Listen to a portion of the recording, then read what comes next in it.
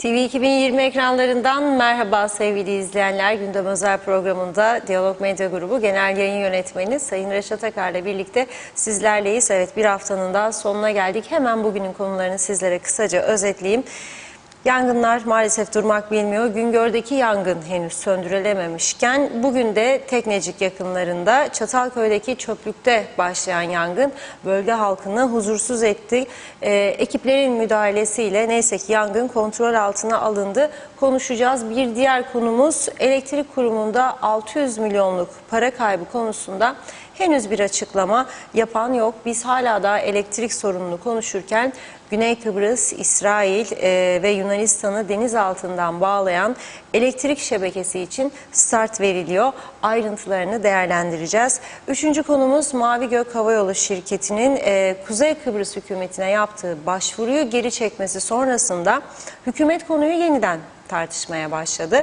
Ulaştırma Bakanı Erhan Arıklı da istifasından vazgeçti. Yine bu konunun ayrıntılarını da ele alacağız. Son olarak da Türkiye Cumhurbaşkanı Erdoğan'ın Rum lider Anastasiadis'le Prag'taki kısa görüşmesi güneyde gündem oldu. Peki ne konuşuldu? Evet, hepsi ve daha fazlasıyla tabii ki sizlerle birlikteyiz. Sizlerin de mesajlarını, yorumlarını bekliyoruz. Evet Reşat Bey, merhaba. Merhabalar Funda Hanım. Herkese hayırlı günler, hayırlı cumalar diyelim. Bu arada mübarek Mevlid kandiliniz de mübarek olsun diyelim. Ve başlayalım. Evet, Kıbrıs'ta, hele Kıbrıs'ın kuzeyinde sorunlar bitmez. Yani Allah bitirmesin tabii, hayat olduğu sürece, insanların hayatında, hayat devam ettiği sürece bir takım sıkıntılar olur ama güzel şeyler de olur. Bizim şimdi yaşantımızda son zamanlarda ülke sorunları açısından gerçekten sürekli sıkıntı üstüne sıkıntı, huzursuzluk, bir telaş, bir karmaşa, akıl almaz işler yaşanıyor. Yani şimdi Güngör çöplüğü günlerdir yanıyor. Yağmur duasına çıktılar. Dediler ki yağmur yağsın, İnşallah ancak sönecek bu çöplük. Çünkü oradaki firma, şirket elindeki araçlarla bu işle baş edemiyor. O şirket diyor ki, ihaleyi alan şirket, başlangıçta diyor böyle değildi öngörülen. Çöpler ayrıştırılıp gelecekti diyor. Ama hepsi karışık geliyor. Dolayısıyla çöplerin dışında, yani normal evlerden çıkan, konutlardan çıkan atıkların dışında bir şey geliyor buraya. Dolayısıyla 10 yılda dolması gereken çöplük 6 yılda doldu diyor. Yapacak bir şey yok diyor. Şimdi onlar orada çalışmaları sürdürürken çöpleri söndürsünler ki zehir yayıyor etrafa ve bunun insan sağlığı açısından ne kadar tehlikeli olduğunu herkes biliyor. Yani durup uzman bir doktorun ağzına sürekli şu zararı veriyor, bu zararı veriyor, akciğerlere şudur falan filan anlatmaya gerek yok. Zaten herkes tahmin edebilir. Kötü bir şey soluyorsan vücudunda kötü şeyler oluyor demektir. Ve bu zehir galiba alışkanlık da yaptı. 4-5 günlük ilk günlerdeki tepki yok vatandaşlardan. Alıştı, burun çekiyor devamlı aynı zehri. Pencereyi açtığı zaman evi havalandıracakmış diye evin içine aslında zehiri getiriyor. Bugün öğle saatlerinde bölge sakinlerinden fotoğraflar, videolar gelmeye başladı bana. Çatalköy'de Kıptek santralı yakınlarında, Teknecik yakınlarında yangın var diye. Aman ne oluyor diye. Bizim ekibimiz de Ömer Kadiroğlu ve kameramanımız tam o saatlerde büyük haber çıkarma peşinde koşarlarken bir anda istikametleri yönlendi Çatalköy'e doğru. Orada bir Çatalköy'de çöplük varmış. Adanın her tarafı çöplük oldu, farkındasınız değil mi? Lefke'de de bir yangın olmuştu. Nereden? Çöplük. Güzelyurt'ta olmuştu. Nereden? Çöplük. Çünkü çöpü döküyorsun, onu gerektiği şekilde koruma altına almazsan bir süre sonra orada gaz sıkışması falan oluyor, bir şeyler ve yangın çıkıyor. Neden Kıbrıs'ın her tarafı çöplük? Çünkü bize Avrupa Birliği'nin yaptırdığı, parasını verdiği çöplüğü biz yönetemedik. Başka şeyler var. İki ayda bir hükümet değişikliği var. 2 ayda bir genel başkanlık değişimi var. 3 ayda bir başbakanlık değişimi var. 2-3 ayda bir bakanların değişimi var. 2-3 ayda bir yöneticinin değişimi var. Hala bugün oldu yönetici atarlar. Bir taraftan çekiliyorum diyor Sayın Arıklı, dün gene atamaları vardı. Baktım. Yani olacak şey değil ya. Ve Çatalköy yangınına gittiğinde arkadaşlarımız orada belediye başkanını buldular. Belediye başkanı neden oraya döküldüğünü anlatmış. Şimdi biraz sonra sesinden vereceğiz onu ve gerçek durumu öğrenmiş olacağız. Çünkü bu çöplük, Güngör çöplüğü her türlü çöpü kabul etmiyormuş. Mesela neyi? Bahçe temizliği yaptılar köyde, millet keser atar sokağa, belediyeler toplar. Kuru ot, ağaç dalı falan kabul etmiyormuş Güngör. Peki bu Güngör çöplüğünün nasıl çalıştırılacağı konusunda karar verilirken demek ki bir yerlere yazdılar bir şeyler. Bu ağaç dallarının, ağaç yapraklarının, kuru otların nereye döküleceği konusunda bir fikir üretmedi mi bu bizi yönetenler, eşit egemen devlet yöneticileri? Anlamadım ben, Güney'de böyle bir şey olmuyor. Güney'de şöyle durumlarla karşılaşıyorlar. Bazı yerlerde doğrudan sabotaj olduğunu tespit ettiler bir iki yangının. Onları da tutukladılar anında, sabotaj olan yerleri. Bizde bunlar kuru otlar tabii, zaten biri sigara izmarit atsa, rüzgardan uçsa izmarit hemen tutuşu veriyor. Nasıl olacak bu iş? Bütün o bölge zehirlendi. Ayrıca enteresan bir durum daha var. Ya bula bula gittiniz bu çöplüğü de santralın, elektrik santralının ki can damarımızdır ülkemizin, oraya yaptınız. Ve hadi siz gittiniz yaptınız oraya bu çöplüğü.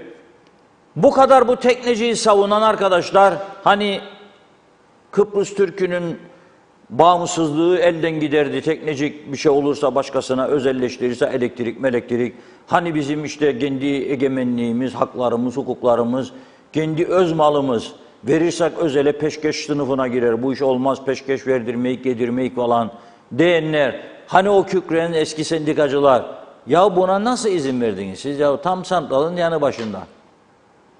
Biraz daha ilerlese ki ayrı bir sorun daha var tartışılması gereken. Bu ülkede itfaiye servisimiz hem eleman açısından yetersiz ve bilgisiz, hepsi demiyorum ama son alanlar özellikle yeterli eğitim yok, yeterli bilgi yok, müdahale için cesaret yok. Öyle söylediler.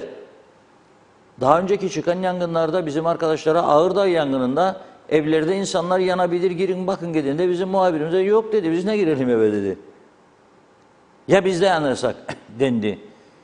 Araç gereç açısından da teknolojinin dışında tamamen. Fakat kimse bu işi umursamıyor.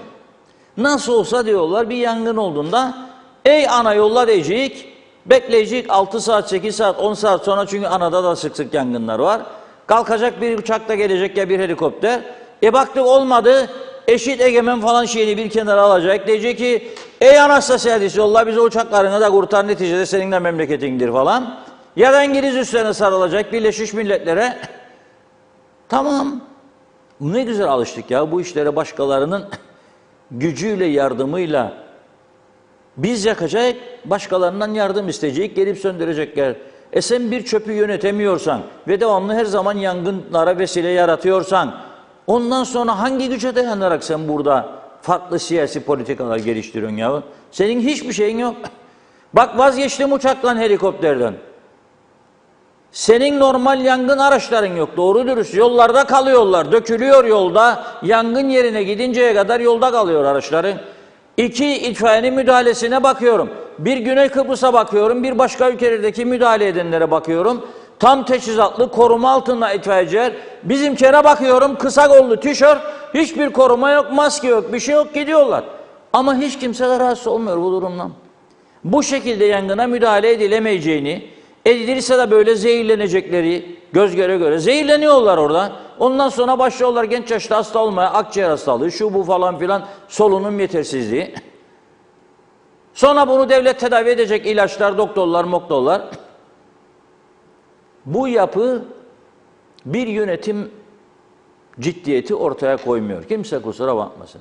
Yani bu sürdürülebilir bir yönetim şekli değildir. Bir yalanla kendi kendimizi aldatmaya istediğimiz kadar devam edelim, sürdürülemez. Sonunda biz kendimiz zaten diyecek ki, ey be yeter dur diyecek. Yoktur. Öyle olacak. Çünkü görünen köy kılavuz istemez, oraya doğru götürüyorlar bizi. Neyse dinleyelim bakalım. Çatalköy Belediye Başkanı hazırsa, mülakatı arkadaşlarımız hazırladıysa ne diyor? Alanınızda bir yangın meydana geldi. Son durumu sizden öğrenelim.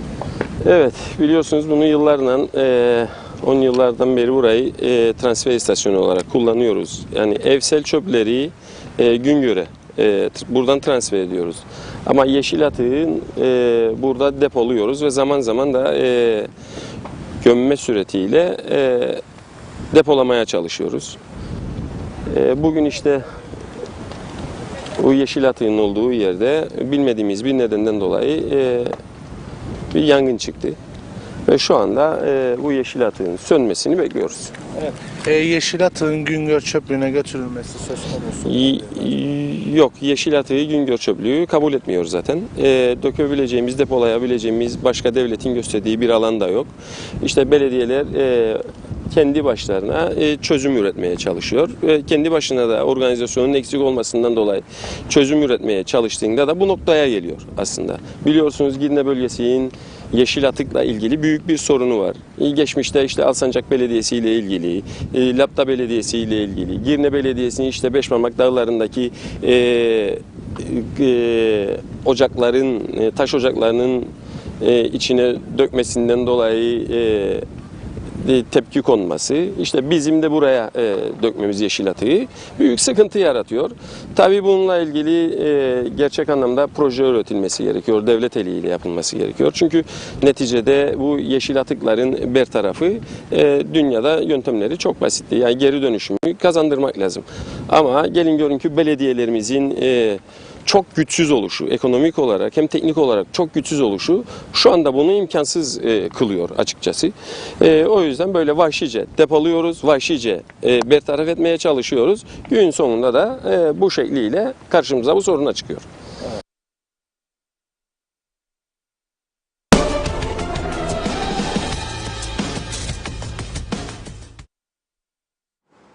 Evet, gördünüz değil mi? Bak öğrenmiş olduk. Belediye başkanı da şikayetçi bu durumdan. Vahşice diyor, döküyoruz, vahşice gömüyoruz diyor. Ve çıkıyor diyor. Çünkü herkes gemisini kurtaran kaptandır misali gidiyor. Yani memlekette bir çöplerle ilgili bir devletin bir politikası yok. Çevre Bakanlığı var yok. Vallahi billahi bakın söylüyorum size, bu Çevre Bakanlığı'nın adını duyduğumda ben inanılmaz sinirleniyorum. Yoktur aslında böyle bir bakanlık. Niye kandırıyoruz ya birbirimizi? Böyle bir daire yoktur, böyle bir bakanlık yoktur. Adı var, kendi yoktur. Olmaz, istemeyik böyle bir şey. Kandırmayalım kendi kendimizi. Kaldırın bu isimleri ortadan ya. Öyle bir bakanlık olsaydı bütün belediyeleri toplar, bir çözüm üretirlerdi. Bunca yıldır, 48 yıldır. Sen oraya dök dermiş, sen oraya dök. Bul bir yer dök. O da buldu yeri tekneciğin yanına gitti döker. Başka arazi yoktur herhalde boş elinde. İsteyen istediğini yapıyor bu ülkede. Herkes istediğini yapıyor. O zaman da bu felaketler yaşanıyor. Esas yapılması gereken budur. Oturup meclisin bu konularda, ey arkadaşlar oturalım, iktidarı muhalefeti yok. Nereye gidiyor ya bu memleket? Ama her tarafta yangın var. Herkes zehir soluyor. Yapmayın Allah aşkına, bunu demesi lazım. Çevre örgütleri, size sesleniyorum. Sizin yerinizde olsam bu bir suçtur. Bakın, bu itirafı alırım belediye başkanının. Bu bütün ülkenin içinde olduğu durumu ortaya koyuyor sözleri.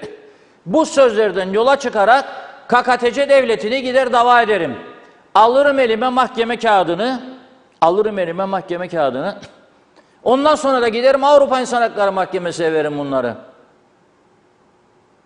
Yaparım bunu. Ne olacak? Tanımayacaklar. Avrupa İnsan Hakları Mahkemesi'nin kararı bana ne diyecek? Desin istediği kadar. Desin istediği kadar. Buradaki mahkemeden de hapislik isterim. Nedir bu? Bu resmen suçtur. Bu resmen cinayettir. O bölgedeki arkadaşlardan geldi bana fotoğraflar, videolar. Kan ağlarlar. Ya sen bunu gördüğünde o güzelim bölgede orada Esenyalı vardır. Çatalköy yolunun üstünde balıkçılar vardır. Esenyalı'da. Orada otel vardır. Acapulco vardır. 200 milyon lira harcanarak yapılan Alexis Otel vardır. Sen o otelde müşteri olsan ya Acapulco'da kabul eder mi bunu ya? Ha? Çıkıp güneşleneceksin, yürüyeceksin bahçede ya denize gireceksin. Burada da zehir sarmış etrafı. Şimdi nasıl olacak? Ben de bu akşam planladım, Esenyalı'ya gitmeyi düşünürdüm Suat'ın yerine. Şimdi vazgeçiyorum. Ne gidip zehirleneceğim orada? Suat da belki de kapatıp gitmiştir eve. Kim gidecek bu havada? Oraya bu zehir varken orada. Peki bu insanları kim tazmin edecek?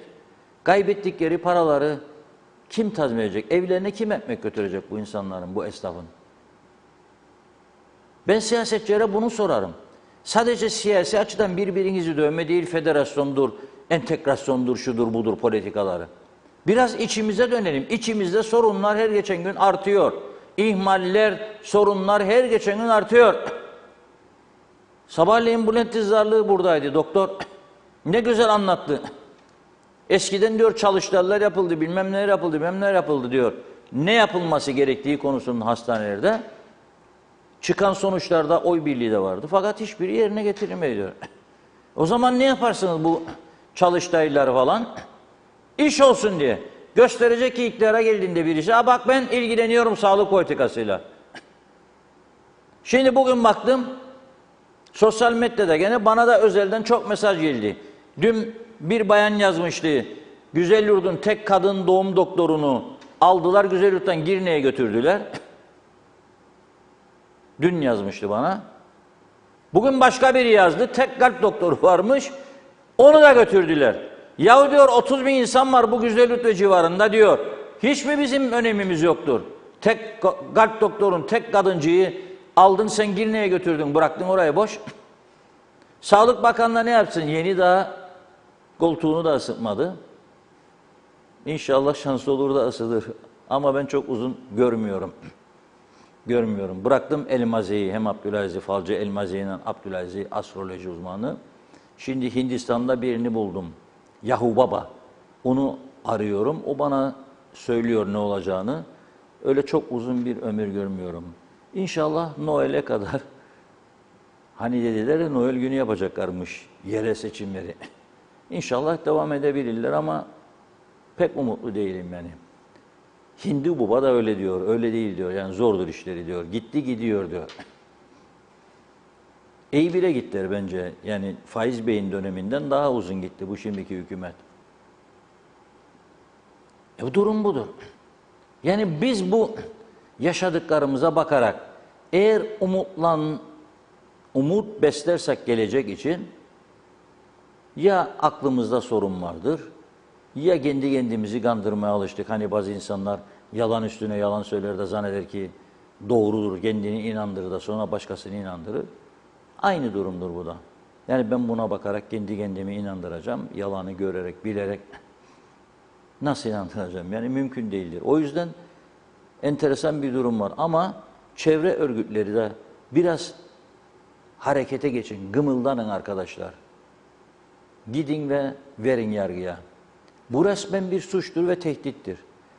Sağlık Bakanı da bugün baktı gördü ki Güzelyurt'u boşalttı, aldı Girne'ye 2 doktoru.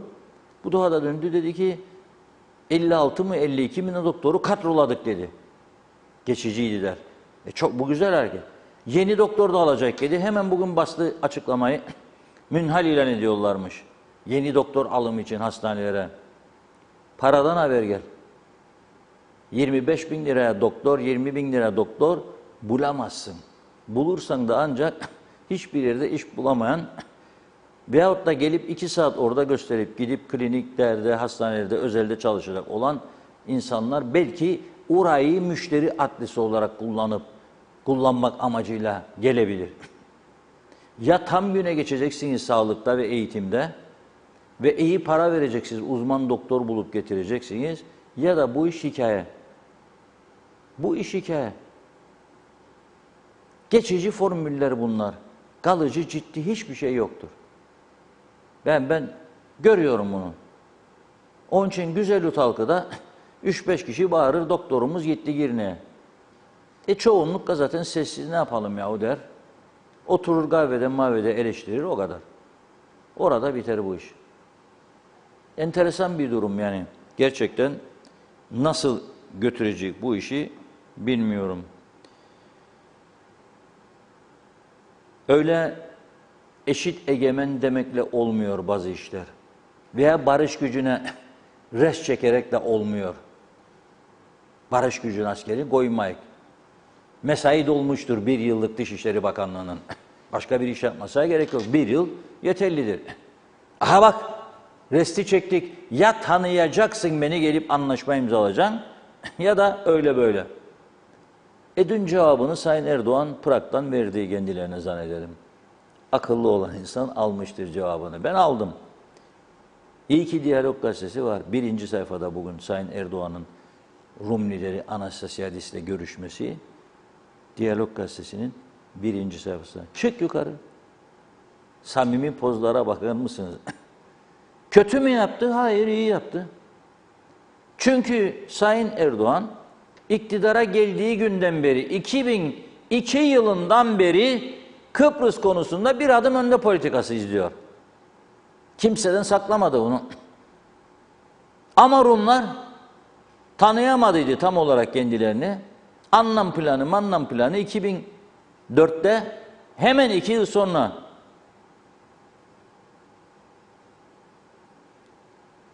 reddedildi. Rumlar reddetti. Denktaş dedi Rumlar.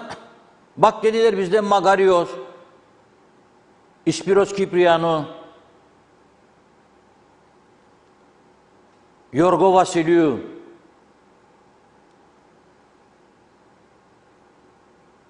Glafkos Kleridis, Dimitris Christofias, Dasos Papadopoulou, Nikos Anastasiadis. Sizde dediler kendine 50 senedir Denktaş. Ne oldu? Türkiye değişimi destekledi. Mehmet Ali Tarak geldi. Akel lideri Hristofias'ın karşısına. Hadi 2 kardeş partinin liderleri, ki hatta o dönem çok iddia vardı. CTP Akel'in kuzeydeki uzantısıdır diye iddialar vardı. Görüşler olmadı. Hristofias sonra 3. Cumhurbaşkanı Eroğlu'yla devam etti. Olmadı. Cenevre'deki görüşmeyi izleyenlerden biri de bendim. Olmadı. Sonra bu defa dediler, tamam be, Anastasiadis, karşına senin Leymosonlu, senin gibi Limasollu Mustafa Akıncı. Kram Montaneytler İsviçre'ye defalarca gidip gelindi, milyonlarca liralar harcandı. Türkiye heyeti dedi ki başbakanları davet edelim, gelsinler ve bitirelim bu işi. Anastasiadis dedi, uçak bekler, hazırdır. Alın bavulları, gidiyoruz. Alacağımızı aldık dedi. Haritayı aldı mı? Aldı. Başka şeyleri de aldı mı? Kayıtlara geçti mi? Geçti. İşte kurnaz dış politika bu. Ama sonuçta kendi için iyi mi oldu? Çözümsüz kaldı ada. Uzun vadede çok daha karlı çıkacaklarını düşünerek böyle yapıyorlar. Bu defa da gitti Prag'da. Prag Kalesi var. Ben orayı ziyaret etmiştim. Parti liderlerini davet etmişti. İlk toplantı Prag'da. Hayatta olan siyasetçiler bilir. Ben de gazeteci olarak, Günaydın Gazetesi muhabiri olarak izlemeye gitmiştim o toplantıyı. Rum ve Türk parti liderleri. Mustafa Akıncı da vardı zannederim o ziyarette. Merhum Özker Özgür vardı. Merhum İsmet Kotak vardı. Neyse, bizi gezdirdi. Yani Gale'yi Male'yi gördük. Üstelik Komünist Parti'nin muhteşem krallar gibi villalarında ağırlandık. 3 tane banyo vardı benim kaldığım odada, duş banyo. 3-4 tane yatak odası, bir gişe. Komünizm. Bira sıraları var, kuyruk. Dondurmacı önünden geçerdik, baktık. O zaman tabii Çekoslovakya tek ülke. Bu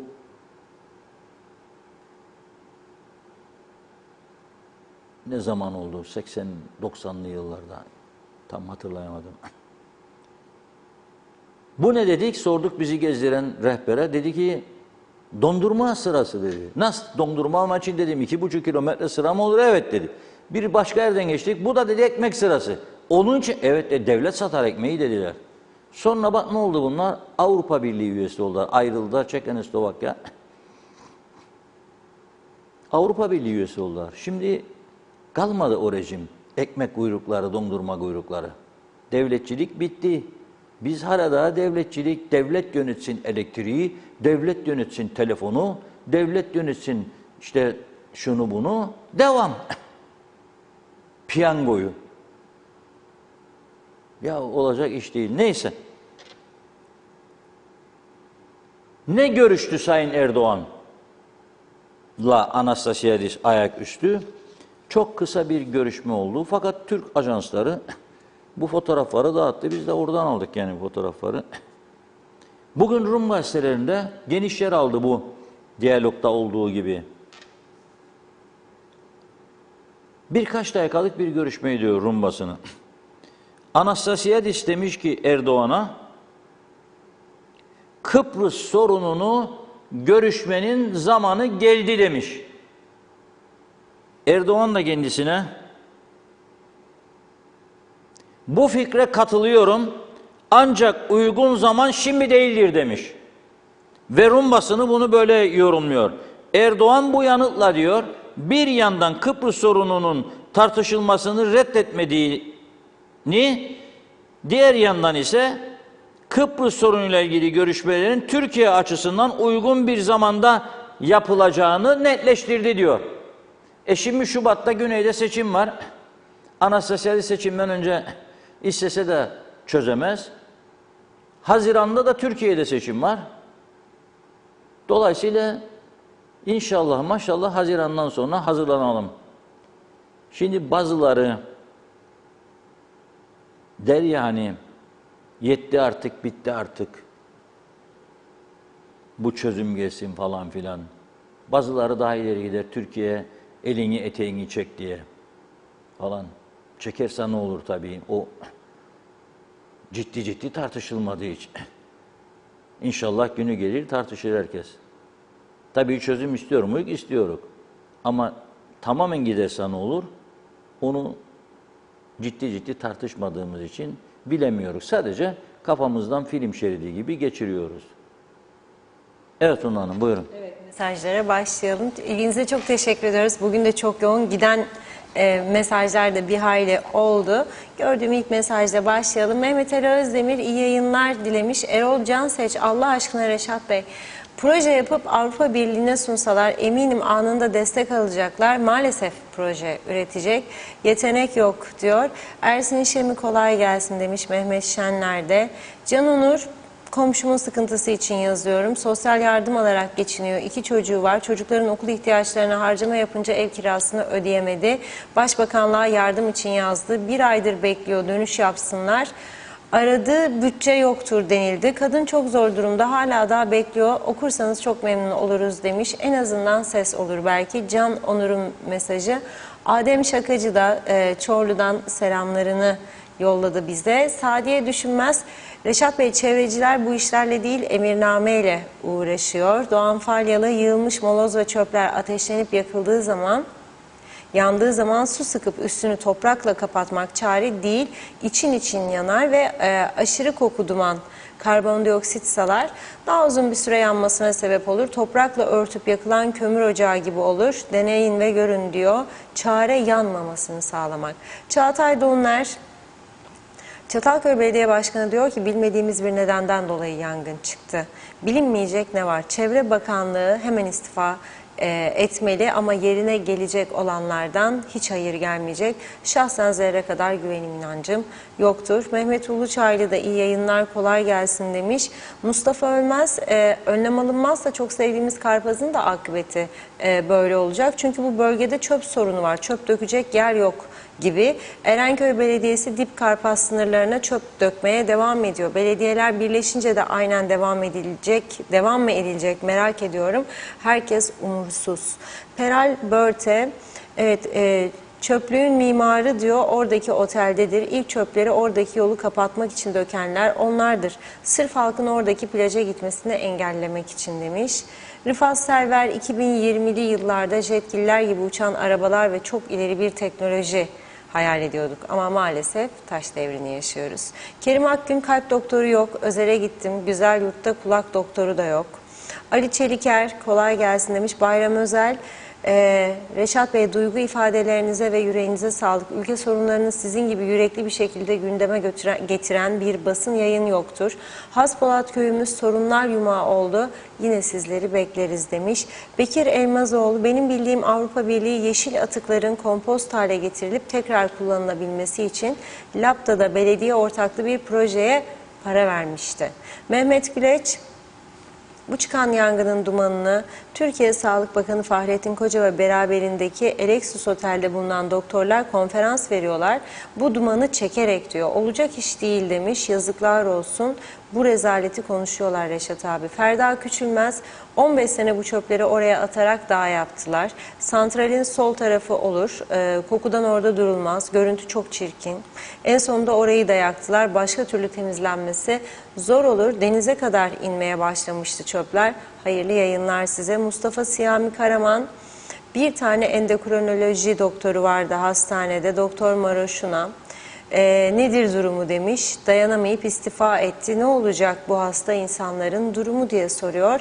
Kerim Akgün, Tatar'da Türkiye'de gezer. Anastasiadis'te Tayyip Erdoğan'la görüşür. Hani nerede KKTC?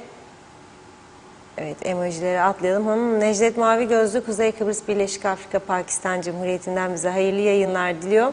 Funda Hanım demiş, Reşat Bey'e sorar mısınız? Geçen gün kazandığımız güle ne oldu? Verilen hak geri alınmaz. Lütfen hatırlatın, ben gülümü isterim demiş. Tabii ki.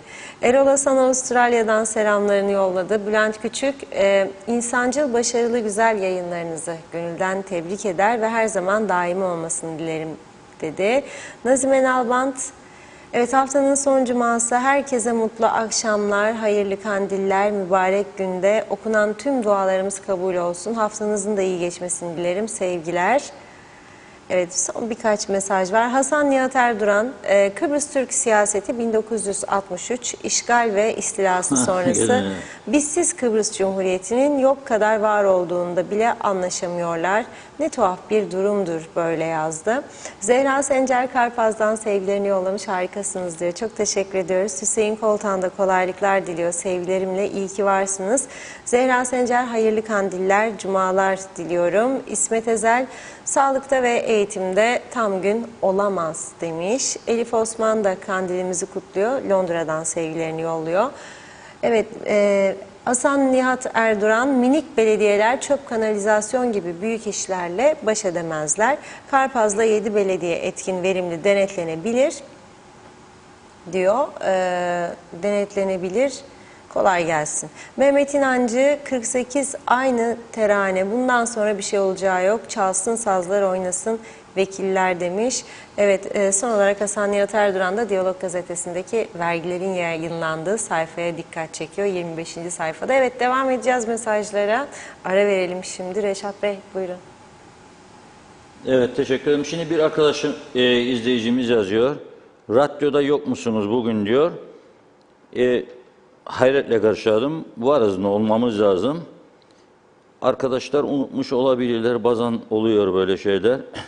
İnşallah maşallah toparlarlar şimdi de. Radyoya bağlarlar bizi. Çünkü çok insan radyodan dinliyor bizi. Arabada giderken, işinden evine giderken.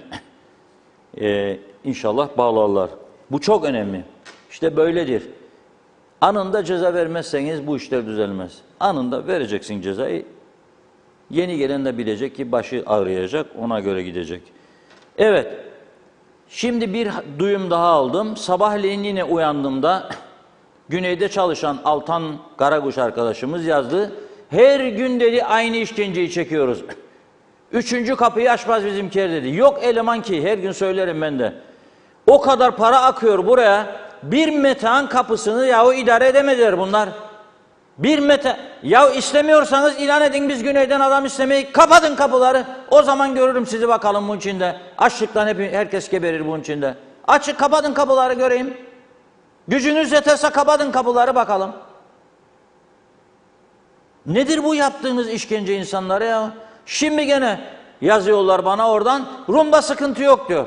Bizde sıkıntı, yığılma bizde. Çünkü bizde fişleme vardır, mecburen yazacak adı, soyadı, ana adı, baba adı, dede adı bilmem ne falan. Bir de personel az, adamlar yerinden tuvalete gidemiyorlar. Sıkışık vaziyette kalıyorlar. Çünkü yeterli personel yok. Rum ne yapıyor ama böyle durumda? Hani biz devamlı eleştirirdik. Kasıtlı yapıyor, bilmem köpek diller, şudur budur. Hep yalanlı. Eskiden bir ara onlar yapıyordu bunu. Aşmazlardı ikinci geçiş nokkasını. Bir de işlemleri istedikleri takdirde ağırlaştırırlardı. Ama şimdi onlar da usandı. Madem be dedi gitmek istersiniz kendi halkına, açtım be kapıları gidin. Kayıt da yapmam sizi dedi. Kameralar kayıt yapıyor zaten, teknoloji değişti. Giderken kaydediyor seni, dönerken düşüyor döndün diye. Hayır, bizde böyle sistem olmadı. Yani bunu düşünen de yok zaten. Ne be ben Metehan'a param vereceğim. Fazla mesaileri ödeyeyim de yarın seçimcik geliyor da bir belediyecik daha alıyorum. Aldığınız belediyeler belli. Memleketi batırdınız. Her taraf batmış durumdadır. Hiç tutar tarafı yoktur bu ülkenin. Şimdi gene yazdılar. Buradan çağrı yapıyorum. Polis müdürlüğüne. Başka yerden kesip gönderin oraya. Siyasilerle hiç ilgilenmeyin bile. Siz bu işe çare bulacaksınız. Ta ki eleman alsınlar. Yazık, günahtır ya. Arada bizim insanlarımız da sıkışıp kalıyor güneye gidip gelen. Ve bu insanlar güneye gitmek zorundadır. Bakın ben de gitmek zorundayım. Giderim zaman zaman. Sağlık sorunu varsa giderim be arkadaş. Dinleyin beni. En büyük milliyetçileriniz gitti. Başbakanlarımız gitti oraya. İlaç eksilirsin gideceksin. Başka ihtiyacın vardır gideceksin. Nasıl ki o geliyor. Bırakın artık ucuz kahramanlığı. 63'lü yıllarda değilik, 74-75'lerde. Efendim Rum değişmez de ambargo. Ne ambargosu ya? Ambargo bizim içimizde. Ambargo edebiyatı tamamen yalan. Bakın bu kayıtları dün de söyledim, bugün de söylüyorum. Lütfen kaydedin, çocuklarınıza bir USB'de ya bir CD'de veriniz. İleride eğer çıkar da bir tarihçi derse ki biz savaştık, kanla aldık, kazandık ama sonra bu bütün Hristiyan Avrupa, Amerika'sı, Avrupa'sı bir oldu da bize ambargo koydu da bizi yok ettiler de batırdılar da biz ondan dolayı şu oldu bu oldu. Çıksın çocuklarınız desin ki yalancısınız desin ve versin benim bu konuşmalarımı. Yalancının dik alası. Ambargo kendi içimizde. Bu kapıların rahatlamasını engelleyen kimdir? Amerika mı, İngiltere mi, Almanya mı? Kimdir? Bizdik. Tam tersi Avrupa Birliği, Rumlar şikayet ettiği halde Rum benzinciler batma noktasına geldi. Rum esnaf kan alıyor bu hani geliyorlar diye. Avrupa Birliği dedi ki yeşil hat tüzüğü var. 300 liraya kadar 280 neyse gidip alıp gelebilir. El koyamam dedi kendine gümrükte 300 liraya kadar olan eşyalara. Et ve et ürünlerini geçiremezsin, süt ve süt ürünlerini. O da denetlenemediğimiz için. Onun dışında istediğini alabilir. Benzinini de koyabilir, mazotunu da koyabilir. Bir paket, iki paket sigarasını da alabilir. Bir limiti var. Ucuzsa bizde içkisini de alabilir 2 litreye kadar bildiğim kadarıyla. Maydanozunu da alır, marulunu da alır, domatesini. Efendim onlar gelir diye bizde artıyor fiyat. Yok. Yetişmezsen getirin oradan, paracığını da kazanın gene. 1,5 liraya getirirsiniz Mersin'den, bak nasıl 30'a satarsınız. Böyle mazaret üretmeyi bırakalım. Yalan dolanla hiçbir yere gidemeyiz, zaten gelemedik de. Yani bir miktar insanımız iyi lüks hayat yaşıyor diye bütün halk böyle olduğunu zannetmeyin ya. Halkın ezici bir çoğunluğu açlık, fakirlik sınıfındadır arkadaşlar artık. Bunu görünüz. Çocuğuna okulda öğretmenin yazdığı kitabı veya başka bir malzemeyi, kırtasiyeyi alamayacak durumda çok aile var. Bayram geldiğinde çocuğun ayakkabısını yenileyemiyor. Binlerce insan. Siz ne konuşuyorsunuz burada? Ve sizin önünüze kısmet akıyor. Kendiliğinden insanlar geliyor, para akıtıyor ve siz bunu rahatlatmayı düşünmüyorsunuz. Da sonra bana eşit egemenden var. Ne eşit egemeni ya? Hiç ilgimiz yoktur. Becerebildiğiniz bir tek şey var. Geldiğinde bir Türkiye'den yetkili Sayın Erdoğan'a ya bizim sarayda yıkılıyor, 6 öldü falan filan işte bir şey ama benden duyulmasın, sizden gelsin. Erdoğan da tabii böyle bir talepte bulunca yavru vatan buyurun yapın. külliyeyi veya yerleşkeyi neyse adı. Ama bu taraftan ben bitmiş durumdayım. Benim ihtiyacım hiç kusura bakmasınlar. Değildir orası. Ve muhalefeti de kutluyorum. O gün gittiler 25 dakika, yarım saat göstermelik bir şey yaptılar. Mahsusçuk bizi kandırsınlar diye. Eylemcik. Ondan sonra çekildiler. Bak bugün bir arkadaşımız gene yazdı. Öyle dedi, bizi kandırıyorsunuz dedi, siz dedi. Sözde yarın dedi o parlamento bittiğinde gitmeyeceksiniz yani içine siz dedi. Orada gene dedi vatan işte devrimcilik mevrimcilik. Savunmayacaksınız dedi. Gideceksiniz dedi. Kuzu kuzu gideceksiniz dedi. Aynen bu durumdayım. Hala da ben bugün oldu gitmeyecek oraya diyen bir parti duymadım. Gitmeyecek diyen duymadım. Değmezler. Neden? Çünkü parti meclislerinde onların da onun yapılmasını destekleyen meslek sahipleri de vardır yahu. İş adamları da var. Manav da var içinde, kasap da var. Yapılsın ya o der. Hele onun yeğeninden birkaç kamyon çakıl aldıysa veya almayı vaat ettiyse iş tamamdır. No problem. Bizim düzenimiz budur. Onun için söylüyorum, saklayın. İleride bir gün bir şeyler olursa ki bana göre olacak, biz kendi kendimize yaptık desinler ve doğru tarih yazsınlar. Biz 200 bin Rum'un bıraktığı malları, mülkleri yedik, içtik, yağmaladık, geleceği düşünmedik, sıkıya girdiğimizde sarıldık ananın üstüne, ana verdi, yaptık, onu da yedik, batırdık, onun da hırsızlar, yolsuzlar çok yedi geçmişte, ihale mafyaları türedi bu ülkede. Ama sırası geldi ana vatana istemek seni çek git de dedik. Bu yarattığımız düzen içerisinde işte bugüne kadar geldik. 50 yılı bulamıyoruz, yarım asır. Gene iyi getirdik vallahi 48 yıl. Düşün çünkü normal buradaki nüfus 70-80 bin idi 74'te. Belki de daha azdı Kıbrıs'ı Türk sayısı. 200 binin bıraktıkları kaldı bize. Üstelik onların çoğu zengin insanlardı. Zengin insanlardı. Yani modern köyleri de moderndi. İşte bıraktıkları köylere bakın, Belapayıs'a bakın. Gidin. Karmi'ye bakın, gidin. 74 öncesi ne muhteşem evler vardı orada. Gidin görün. Öyle atmazsan tutmazsan ondan olmaz bu işte. Milletini, vatanını seven insan önce kendini düzeldir. Önce ülkesine hizmet etmeyi ilke edinir. Burada öyle bir şey yok. Önce benim ceptir ilke. Önce ne vururum ne çıkarırımdır ilke. Önce ben nasıl bakan olurum bakmayan olurumdur ilke. Önce benim arkadaşlıklarım, yeğenciklerimdir ilke. Fikirlerden yararlanmamak, iyi şeyleri dinlememek, basite indirgemek. Ben bilirim en iyisini diyerek meydan okumak dünya. Halbuki hiç ilgisi yok. İstersen sen 700 tane üniversite bitir. KKTC'de veya Türkiye'de. 700 tane bitir. Eğer sen hayatında 2 satırlık bir mektup yazmadıysan, resmi bir mektup, senden bana hiçbir hizmet gelmez, hiçbir şey gelmez, hayır gelmez. Eğer sen hiçbir ekonomik faaliyette bulunmamışsan, hiç çalışmamışsan, yöneticilik yapmamışsan, da geldin bana bir anda ekonominin başına, oraya, buraya, anlatma bana. Git parti toplantılarında anlat. Onun için diyorum, kaydedin bunları. Ben burada söylüyorum, dün de söyledim, bugün de. Ne geldiyse başımıza ve ne gelecekse tamamen kendi kendimizedir. Ambargo yalandır. Yoktur ambargo. Aha gelir adam satıyorsun kendine be.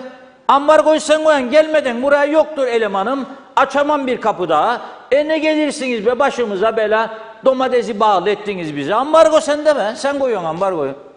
Adam sana Türkiye'de uçak yok. Lanet olsun. Bizi lanaka muhtaç ettiler. Siz bilirsiniz biz eğer yahut da Jet2 37 euroya beni götürür. Londra'ya Stanset'e indirir. Luton'a ama ben İstanbul'a 7.000 6.000. Sana geleyim der bir tane daha. Yoktur uçak o bilenin. Sen isteme yok diyorsun.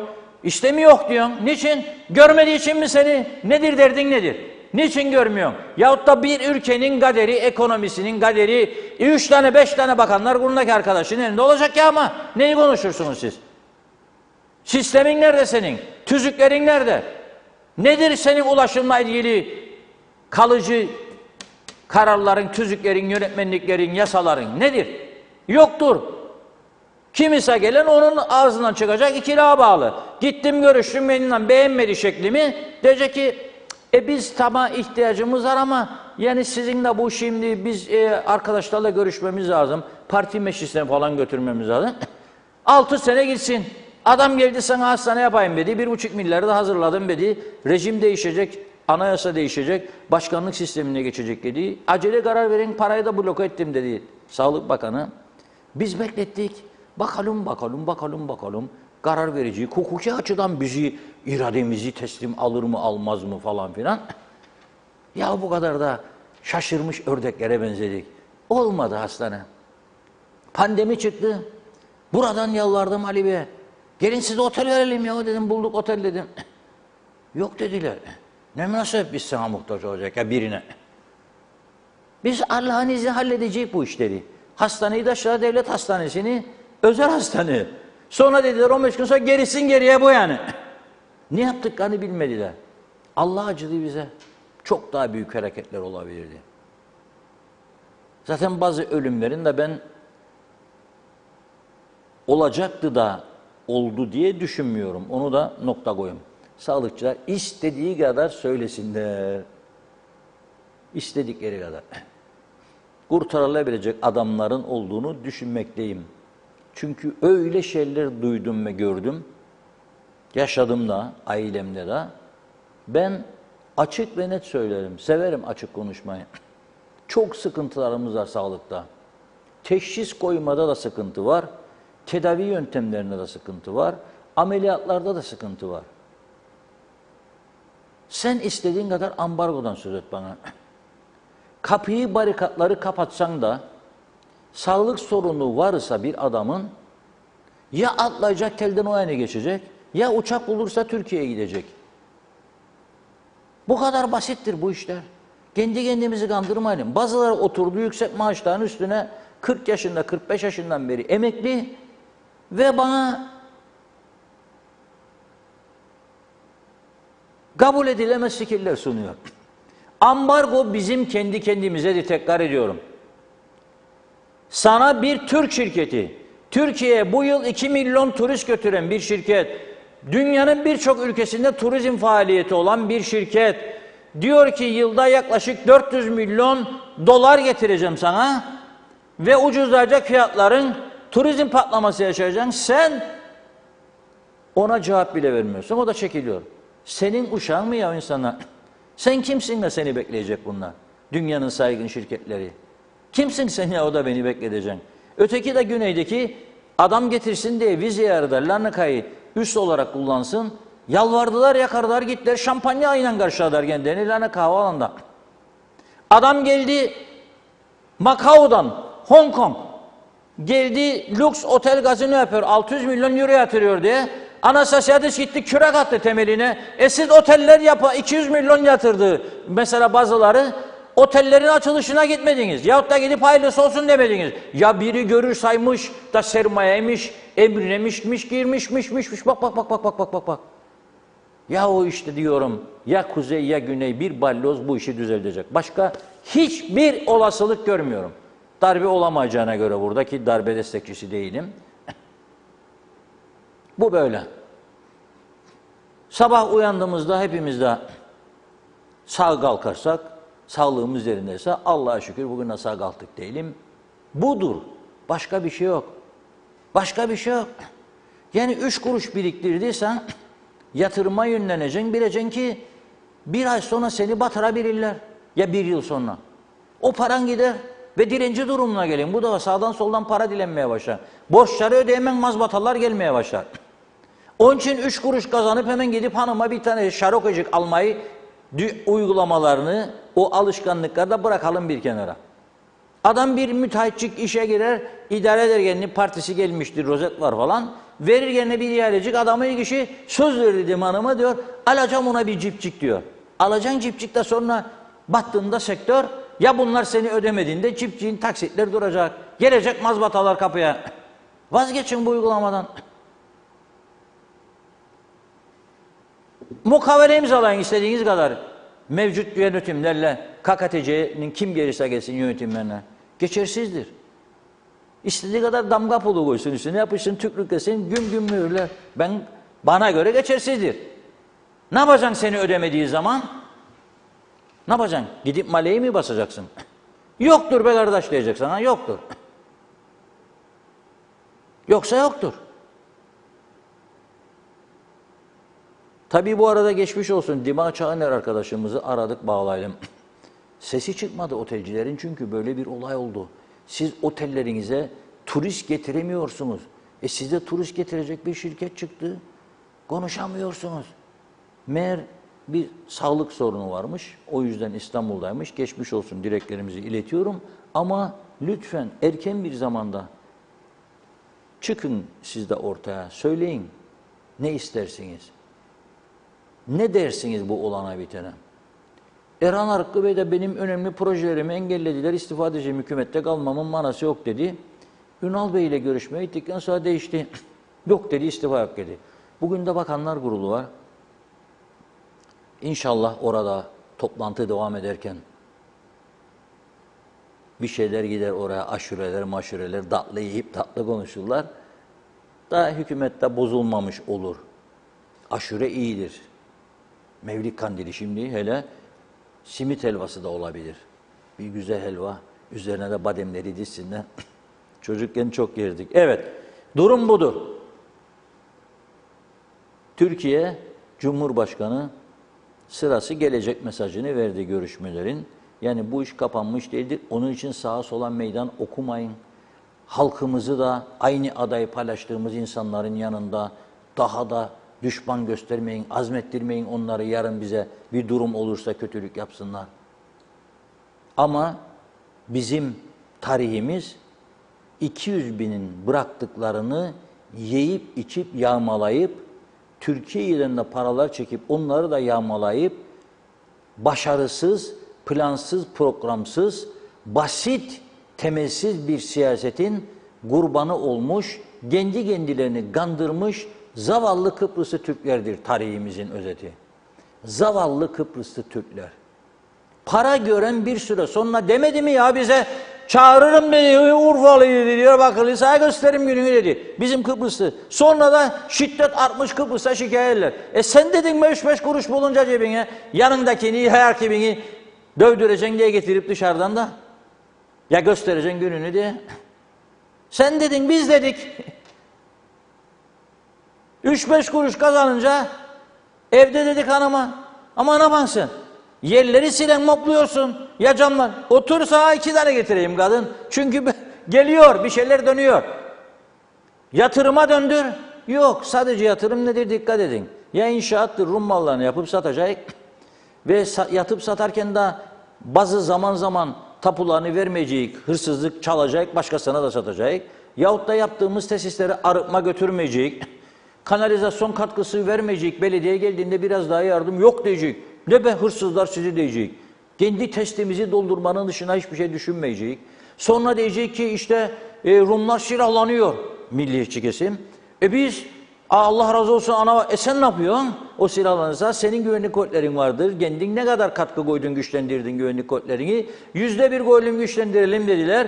Birkaç ay sonra hep birden başladığınız kor halinde bağlılığın sebebi fonlardır, bağlılığın sebebi. Değirmenlik belediyesine para verelim her yolcudan dediler. Ona karşı çıkmadınız çünkü yak arkadaşlarınız falan filan istihdam bütün köy oraya gidecek. Yahu Yelanistan Cumhuriyeti, Republic of Yelanistan. Ne söyleyeyim daha size? Ya da bir gün o bazılarda şu gitsin bitsin giderse ne olacak acaba? Çok mesaj mı var yoksa bir güzel Şarkı olur ya da isabetli olur. Şarkı, Buyurun evet. ondan sonra bir güzel şarkı dinleyelim hadi. Ama bu şarkıyı dinlemeniz lazım çünkü ödüllüdür ve farklı bir şekilde bugün bir değişiklik yapıyoruz. Öyle yabancı alaturka, alafranga falan öyle şeyler yok. Bugün sizin sevebileceğiniz eskilere götürecek sizi ama tabii bir de ödüllü olacak bugün. Çiçek sözümüz geçerlidir. Adres bilmediğiniz için gelen burada Derya Hanım'ı görsün. Derya Hanım'a dedim sen 4 tane gül ne olur ne olmaz vazoya koy. Bir hafta sonu eğlenceye giden bayanlara ikram ettiklerinde getirsin bize onları da kullanabilirik. Free of charge olur o zaman. Ama bugün söyleyeceğim daha farklı bir yöntem olacak. Daha güzel bir hediye diye düşünüyorum. Buyurun. Evet, Nazime Nalbant diyor ki sıkıntılar çok var. Hele ki bu Güngör çöplüğü çok zehir dağıtıyor. Neden önlemini almıyorlar demiş. Halkımız zehirli dumanları soluyor. Bir an önce temiz havamızı geri versinler diyor. Güzel kokular sarsın, güzel Kıbrıs'ımı lütfen sevgilerimle demiş. Aytaç Bey tüm Müslüman aleminin kandili mübarek olsun dedi. Fatma Sazlı da. Evet, Hasan Nihat Erduran kimlik okuyucu ve transit hızlı geçiş kapısı yeterli. Her gün geçenler için kolaylık, turist de faydalansın. Oytun Andaş gündem Cumhurbaşkanı diyor gavurun yapamadığını yapmaya Maraş'tan başlayarak Türk mallarını komisyon aracılığıyla yabancıya ve Rumlara satma girişimi istifa etmesine yeterlidir. Maraş dahil tüm sorunların anahtarı Federe Türk Devleti'dir. İlk Federe Türk Devleti Avrupalı Türk olarak bağımsız adaylığımı ilan etmek gurur verici. Ben her ne kadar TV beni tanımak istemese de demiş. Aylin Kızıl hayırlı yayınlar diliyor. Erdal Yarkın'da, Tema Yavaş'ta. Nazime Nalbant her gün bizlerle berabersiniz. Yolunuz açık olsun. Memleketimizi batırmaya değil canlandırma yapsalar çok iyi şeyler olacak. Biz bunları görmek istiyoruz. Birlik, beraberlik olmazsa diyor her zaman dağ gibi büyür ve sıkıntılar da büyür diyor. Bunların olmaması için açın kapaları niçin kapalı tutuyorsunuz? Ben de anlayamadım. Üzgünüm demiş.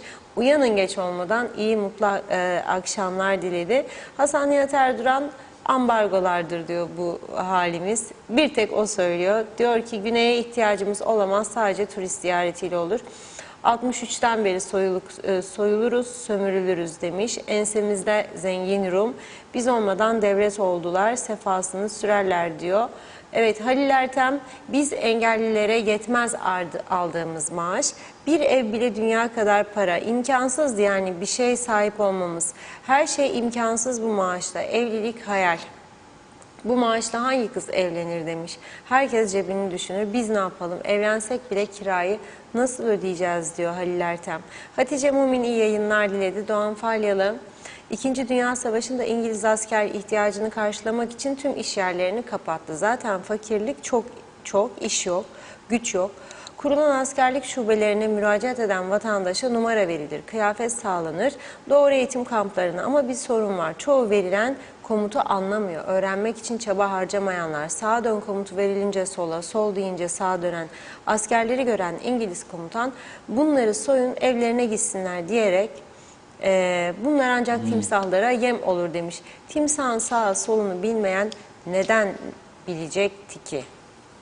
Mehmet Uluçaylı bir insan günde bir paket sigara 30 lira içerse ayda 900 lira. Demek ki ülkemizde fakirlik yoktur. Kimse demesin ekmek alacak param yoktur diye. Bizimkiler iş beğenmiyor. Herkes memur olmak ister ki beleşten para kazansın. Hasan Nihat Erduran, Türkiye Kuzey Kıbrıs arası her uçak şirketi uçabilir. Engel yok. Burada yabancı şirket tescili yapar ve işe başlar. Önemli olan direkt Türkiye haricinde İndir bindirsiz uçuşların olması o da çözülebilir. Eğer Ercan Güvenlik Hizmetleri uluslararası ihale edilirse İngiltere ilk direkt uçacak ülkedir garantör olarak. Arif Mustafa Cüce iyi yayınlar dilemiş. Halem hayırlı cumalar, herkesin kandili kutlu olsun. Dünya aya çıktı, biz hala yerimizde sayarız. Gürdal Selen Güçlü, Kuzey'in babası da bizlere iyi yayınlar diliyor. Saygılar, sevgiler. İlker Çetin öncelikle iyi yayınlar. Reşat Bey, benim anlamadığım bir konu Yunan adalarına bile Ege'den günübirlik turlar varken Kıbrıs'a neden günübirlik tur düzenlemiyorlar? Uçak fiyatlarının uçuşa geçtiği bir dönemde neden Antalya ve Alanya'dan gemi seferleri düzenlenmiyor? Ben anlamış değilim. Lütfen siz biliyorsanız söyleyin demiş. Bizi, halkımızı aydınlatın. Kıbrıs'a insan gelmesin mi istiyorlar? Kıbrıs'taki esnaf kazanmasın mı istiyorlar? Yunan'ın kazanması daha çok hoşlarına mı gidiyor veya oraya mı katkı sağlıyorlar? Anlamış değilim demiş. Ve İlker Çetin diyor ki sizi anlık olarak Türkiye'den YouTube kanalından da izlemek istiyoruz ama anlık izleyemiyoruz demiş. Sadece gün içinde belirli programlar yayınlanıyor. Canlı olarak dinlemek istiyoruz dedi. Arkadaşlara soracağız. Günay Şehirli'de son mesaj. Bizi bu duruma düşürenler hepsi suçlu. Siyaset de suçlu. Devlet mazeretlere bürünemez. Egemenlik şartsız milletinse niye bu ülkeyi bir yerlere getirmediniz? Bu toplum bunu hak etmiyor demiş Güney Hanım. Devam edeceğiz. Şimdi yine ara verelim. Reşat Bey buyurun. Evet, çok teşekkür ediyorum. Öncelikle bir istek var. Metin Bey ve eşi İnci Hanım'ın, Metin Erdemel, İnci Erdemel. Diyorlar ki Reşat Bey diyorlar, biz kazanmıştık gülü diyorlar. Onu Funda Hanım'a hediye edin lütfen diyorlar. Tabii şimdi yanımda olmadığı için edemem. Ama hafta sonu bulurum alacak bir yer. Pazartesi inşallah sizin adınıza gülü hediye ederim Funda Hanım'a. Şimdi metan konusu çok önemli. Havayolu meselesi çok önemli. Sadece buraya gelecek turistler açısından değil, aynı zamanda bu yüksek fiyatları aşağıya çekmek açısından havayolu son derece önemli. Ama öyle bir duruma geldik, ben bakıyorum artık örgütler de tepkisiz kalıyor. Neden? Çünkü tepki gösterdiklerinde bir sonuç alamıyorlar, etkisiz oldu. Bu çok tehlikeli bir durumdur. Ticaret Odası ilk defa uzun zamandan sonra 3 gün üst üste çok ağır ifadeler kullanarak hükümetin aleyhinde bildiriler yayınlandı, mesajlar verdi. 3 gün üst üste. Yani ülkedeki sorunlar hakkında diyeyim, daha doğrusu hükümetin aleyhinde demeyeyim de adamlara bir daha resen takdir yollamasınlar ya. Yaparlar bunu. Ben gördüm yani bunu. Yaparlar. Siyasetçilerin elinde farklı silahlar vardır. Yaparlar. Sonunda tabii silah döner onları vurur. O ayrı mesele ama yaparlar. Hiçbir şey olmadı. Hiçbir ders çıkarmadılar. Hiçbir şey. Ne yapsın bu adamlar? Yani silah alıp yola mı çıksınlar? O da olmaz. Kuş lastiği alıp da mı çıksınlar ya? O ne istersiniz be arkadaşlar ama? Ne istersiniz? Ha bence söylüyorum, etkili silah, 2 silah var ticaret adamlarının ve turizmcilerinde. Bir hafta gümrükten mal çekmezler. Tamamdır bu iş. 2, otellerin anahtarlarını götürürler, bırakırlar. Bakanlar Kurulu odasının girişine. Buyurun çalıştırın derler. Ama bırakırken anahtarları lütfen stokları kilitlesinler. Çünkü hiçbir şey kalmaz ha. Ne içki kalır stoklarda, ne yiyecek. Gider onlar yer içerler orada. Parti toplantılarını yaparlar. Mutfakçı da bulurlar. Viskiler, şaraplar boşalır ambarlar. Onun için onları kilitlesinler. Boş odaları versinler. Geçsin yıkansınlar odaların içinde istedikleri kadar. Duş yapsınlar, rahatlasınlar. Budur. Başka bir şey artık göremiyorum ben. Yani etkili olamıyor.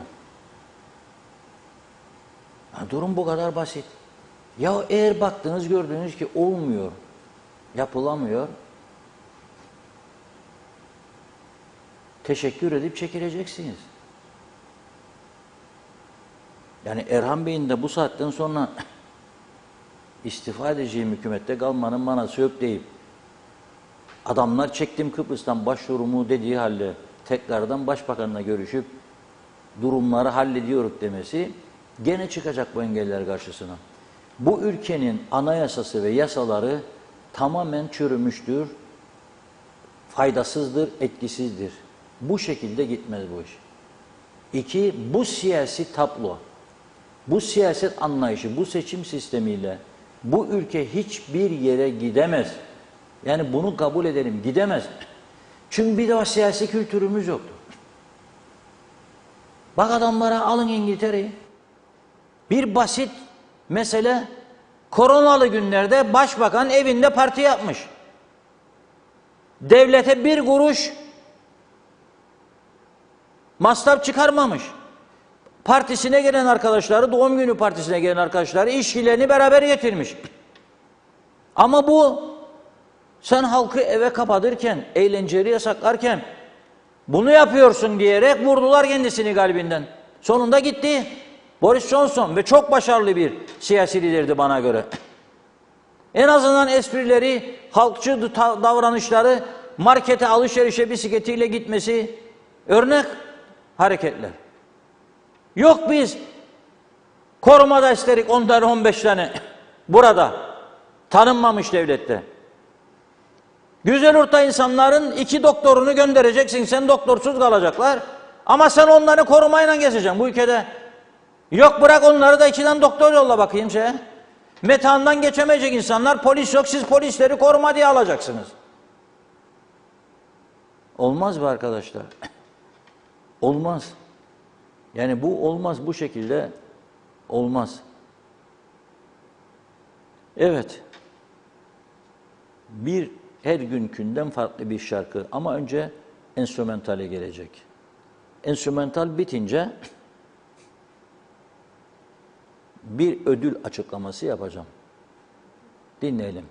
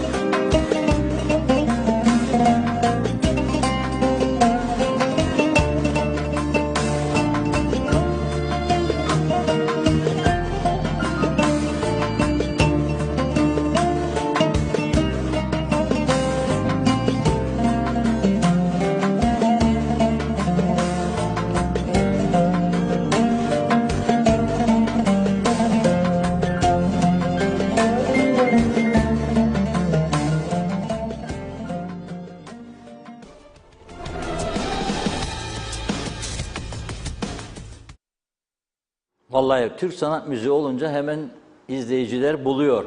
Yani ben daha sormadan adı neydi diye ödülü de açıklamadan bir ale yazan oldu. Ama bir de sır vermeyi düşünürdüm yani.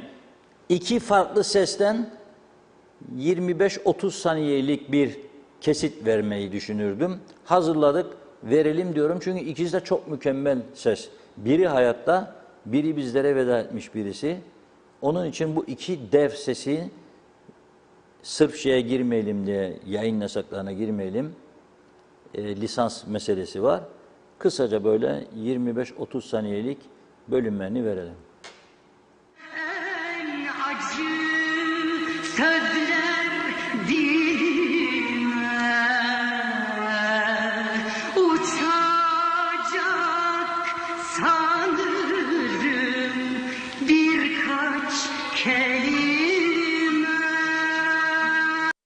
Hani o bırakıp giderken seni, bu öksüz tavrını tak.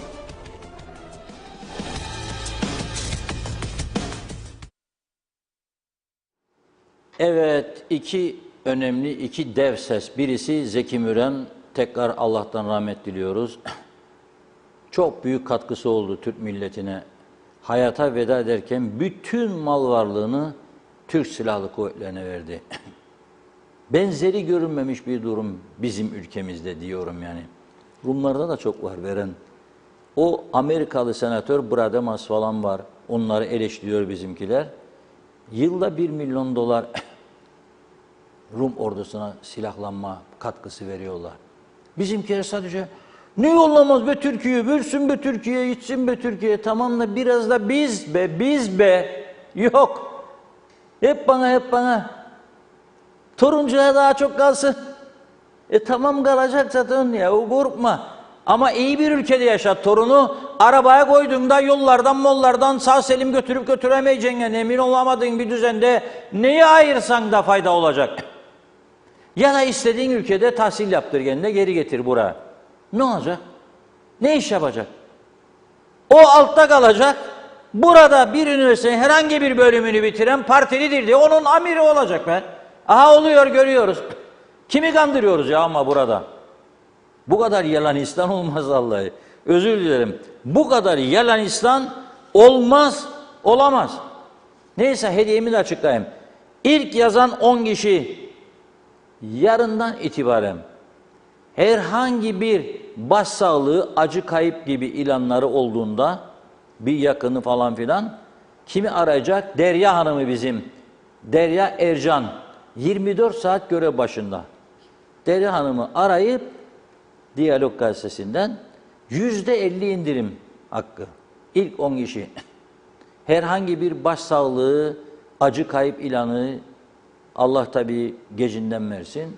Ama olduğunda bir yakını, bir arkadaşı Derya Ercan 24 saat görev başında. Telefon yanında uyuyor. Ona göre arayıp bu ödülü hatırladıp kendisine, zaten o görüyor bizim şu anda arayanların isimlerini, eminim not etmiştir. Bir yere bakacak ve yazacak ve ona göre bakacak. Şimdi az önce Teknecik Santralı'nı konuştuk. 600 milyon bir paranın buharlaştığını veyahut da ortada olmadığını söyledi şu anki kabinenin Enerji ve Ekonomi Bakanı. Tabii kıp tek ona bağlı değil. Büyücüler bir büyü yaptılar, enerjiden aldılar. Adı enerji. Ama enerji bir kıp tek var zaten. Elektrik, petrollerim yok, doğal gazım yok, hiçbir şeyim yok. Ama adı var bakanlığın, aynı Çevre Bakanlığı gibi. Turizm ve Çevre Bakanlığı diyor. Yoktur Çevre Bakanlığı. Kandırmayın birbirimizi ya. Yeter kandırdığımız. Yoktur. Enerji de başbakan dedi, ben aldım üstüme dedi. Kaldı ortada ekonomi adı sadece. Ama yazılırken Ekonomi Enerji Bakanı dedi. O da bir çıkış yaptı. Elektrik kuruna ilgilendiği göstersin. Savcılığın yaptığı araştırmanın sonuçlarını merak ediyor. Gitti Sayıştay'ın, özür dilerim. Sayıştay Başkanı'yla görüştü. Dedi ki hemen yakıt paraları dedi, maaşlar, özlük hakları, şunlar, bunlar gittikten sonra dedi 600 milyon bir gelir kaybı var. Hiç kimse duymadı bunu. Ne iktidardakiler ne muhalefettekiler. UBP'dekiler gene vatan ve millet için, iki eşit egemen devlet için çarpışıyorlar. Sol kesim de dut yemiş bülbül olmaya devam ediyor. Aman diyor, konuşmadan yükselelim. Konuşmadan yükselsen ne olacak? Ne yapacaksınız? Ne düşünüyorsunuz bu 600 milyon büyük para? Kaç yüz tane doktor istihdam edersiniz de kurtulur bu insanlar? Yoktur böyle bir şey. Ve biz tabii özelleşme olmaz, peşkeş meşkeş falan filan bugünlere kadar geldik. Türkiye'den gelsin deniz altından? Yok. Ne? Biz nasıl bağımsız egemen olmaz? Ne bu Türkiye mi irademizi teslim edecek? No, no, no. Ambargolara sığın, tamamdır. Ya teknecik gidiyor. Gitmez. Tekliyor. Sen hazırlan Kasım Aralık ayına, ocağa. Hepimiz hazırlanalım. Neler görecek burada gene? Kaç gece daha burada mumlarla çıkacak programlara? İnşallah yanılırım. Çünkü mum parası vermek istemem ben de. İnşallah maşallah öyle giderik zaten her şey. Allah yardım ederdi. Bu akşam dualarımız ne dua edersek kabul olunurmuş. Dua edelim bu teknecik teklemesin mesela. Dua edelim insanlar doğru yolu bulsun. İnşallah. Ama bakın bu Rumlar ve Yunanlılar çok milletlerini sevmeyen akılsız, cahil, beceriksiz insanlar. Güneyde kendilerine yetecek kadar elektrikleri var, santralları. Bacalarından da bizim gibi zehir çıkmaz. Doğal gaz üretimi için yatırımlar devam eder. Ama buna rağmen bu akılsızlar kalktılar İsrail ilan. Ki biz İsrail'e 2 tane ev satıldığını buradan gördün mü? Ve bu yahu İsrailler alıyor ve memleketi altımızdan kayıyor ve Filistin olacak derler. Kendimizin olmayan toprağın satılması bile 2 tane evin, diyorum bütün adanın tabii ben de sizin.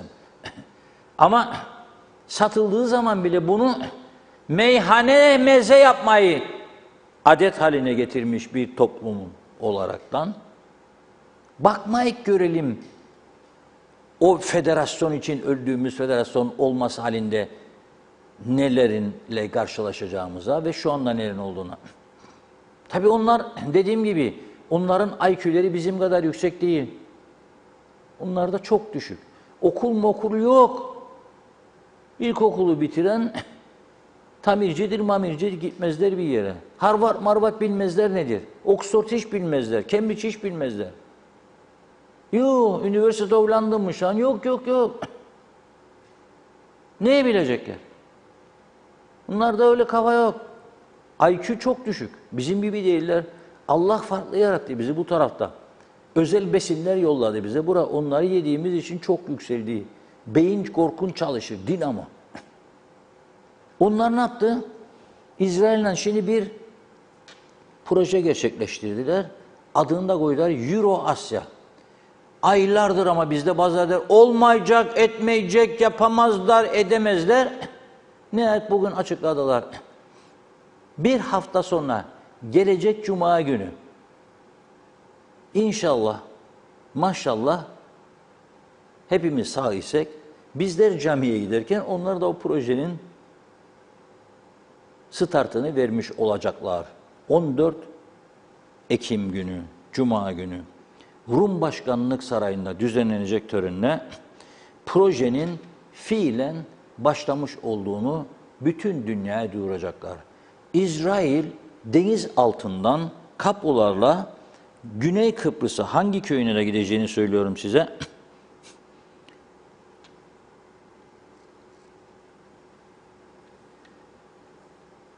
Geçitkale, onlar Köfünye derler, Köfünye derdik biz de eskiden. Geçitkale bölgesinde alıp orada kuracakları bir istasyonla Yunanistan'a gönderecekler elektriği. İsrail, Güney Kıbrıs, Yunanistan. Mesafe mi? Bizimki kadar uzun değiller. Bizimki 40 kilometredir Türkiye. Onlar 1208 kilometre. Güney Kıbrıs, Yunanistan arası sadece. 1208 kilometre Geçikkale'den Yunanistan'a İsrail elektriğini aktaracaklar. Biz burada hala da tekneciye filtre alalım mı almayalım mı? Teknecik tekledi, karanlıklarda kaldık. Kahrolsun, lanet olsun bu memlekete falan demeye devam edecek. Bizim siyasetimiz hala da özelleştirecek, özelleştirmeyik. Gök kubbeyi başınızdan diri özelleştirin, bakalım size yıkarık memleketi demeye devam edecekler. O bir tarafta yok zaten biz de istemeyik diyecek. Çünkü bizim de çocuk arkadaş yeğenmeyeni kaldık oraya doldurduk. Ne onların geleceğine mi oynayacak? Özelleşme diyecek. O nedir diye soracak. O da dedi yarı devlet yarı şey. 20 senedir duyarık olmadı. Olacak hazırdır az kaldı. Bilin hükümetimizin ömrü yetmediydi de oydu buydu. Ya o içimizde bir koalisyon ortağı vardı. Ne karıştırıcı adamıydı ve kurtulduk elinden falan filan. Hikaye. Vallahi billahi yemin ederek söylüyorum. Ballozdan başka hiçbir şey kurtarmaz orayı. Bunu görünce üzülürüm çünkü. Bunu görünce üzülürüm. Ya IQ düşüktür bizde biliyorum da gene de bunu anlayacak kadar bir şeycikleri var diye düşünüyorum diye o anlayacak kadar bir şeycikleri olunca da üzülür insan istese istemese de. Olmaz yani bu iş. Dünyanın dev şirketlerinden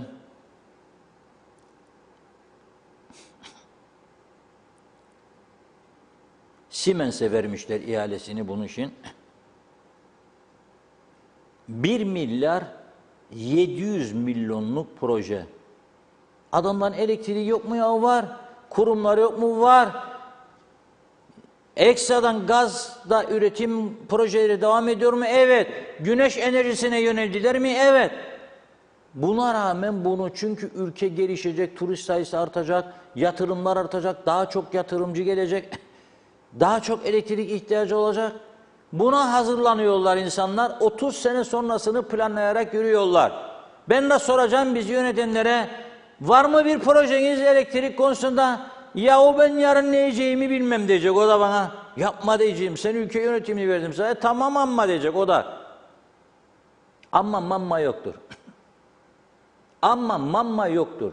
Bu ülke günü geldiğinde ki sıkıntılarında yaşayacak tabii. Yani alın hediye ettim size Girne'yi, Alsancağı, Belapaysı falan demeyecekler. Yani Güzelurdu, Maraş'ı. İsteyecekler mallarını, sıkıntılarına göğüsleyecek. Ama hiç olmazsa bilecek elektrik kesilmeyecek. Bilecek ki çalışıp, kazanıp da harcayabilecek. Bilecek ki bir küçücük ihale aldığımızda ertesi gün hanımcığa mutlu edelim diye ya gıççatçıya ya oğlancıya bir cipçik alamayacak. Geçecek bu hayal dönemi. Bu rüya dönemi geçecek. Evet. Durum budur. Ben bunları okuyorum belki akıllarının bir köşesine yazarlar. Bir hafta meclisi gece gündüz çalıştırsalar kameraları da çıkarıp dışarı devlet televizyonu.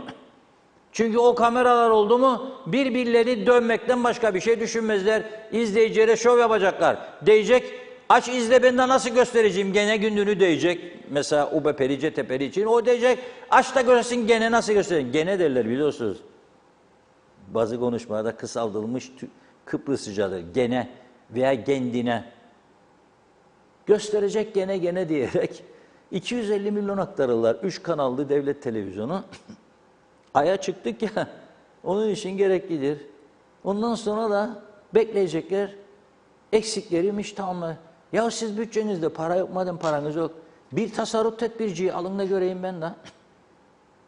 Hani devlette tasarruf yok? Daha fazla savurganlık. Olmayan yere koruma almaya başladınız. Olmayan yere arabalar, olmayan yere makamlar. Daha fazla savurganlık. Ondan sonra da bana diyeceksin, kapatırım kapıları ha. Barış gücünü sokmam. Niye kapatacaksın kapıları ya? Hadi dene bir. Dene bir lütfen. Deneyebilirsen eğer. Ma ne ucuz Karaman olduk ya böyle. Mümkün değil. Ok yaydan fırlamıştır. İstesek de, istemesek de çözüm kapıdadır. 50 yılı bulacak mı 74'ün sonrası? Emin değilim. Gelecek sene Haziran'dan sonra bir şeyler olacak gibi. Bunu da bana Hindu Baba söylüyor. Hindistan'daki meşhur büyücü. Hindi buba. 2021, 22 özür dilerim şimdi. 2023 bir yıl kaldı. Bir yıl bile yok. Haziran sonrası Kıbrıs meselesi gündemdedir. Herkes ayağını yorganına göre uzatsın. Ama bu yapılan bize bu haksızlıklar, bizim yönetimlerimizin, bu bize çektirilen işkenceler, bu devlet mallarını bu kadar yağmalayanlar inşallah bir yargı süzgecinden geçirirler diyorum. Bu düzende olmadı, belki başka düzende. Yapanın yanına kalmaz inşallah diyorum. Evet Funda Hanım. Mesajları. Meltem Ayverdi'de kaldım galiba. Evet, tek vizyonu memurun çalışma saatleri olan ticaret odası memleketteki birçok şeyi eleştiriyor da bir de bize bu ticaret odası ne faydası, ne katkısı var bize? Çıkıp da biri de bize bunu açıklasın. Saygılar. Özdil Çalışkanlar, hayırlı yayınlar, kandiliniz mübarek olsun. Tüm diyalog çalışanlarının.